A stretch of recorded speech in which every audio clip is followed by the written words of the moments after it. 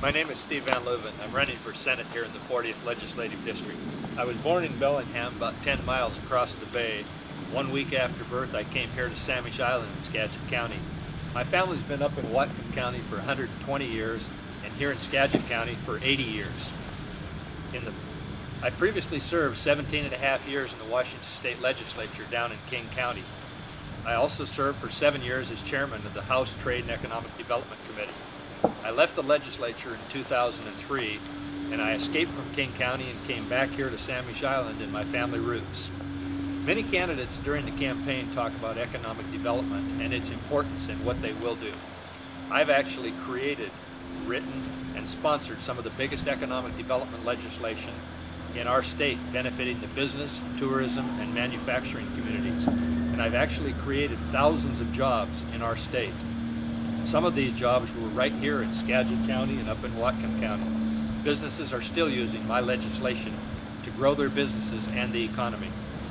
I've used my legislative experience many times in this district to help the citizens of this district. Years ago, I wrote and sponsored legislation to stop the closure of the Anacortes to Sydney ferry run.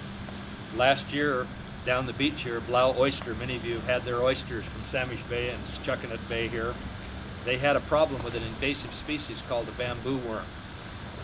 They had called Fish and Wildlife for 5 years and they had ignored their pleas.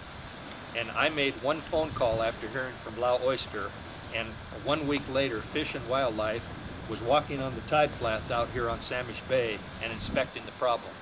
That's my legislative experience at work.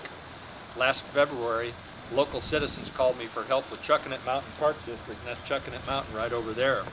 I helped them get their problems solved with the Skagit and Whatcom boundary review boards while preserving their private property rights and making sure their taxes would not increase unjustly.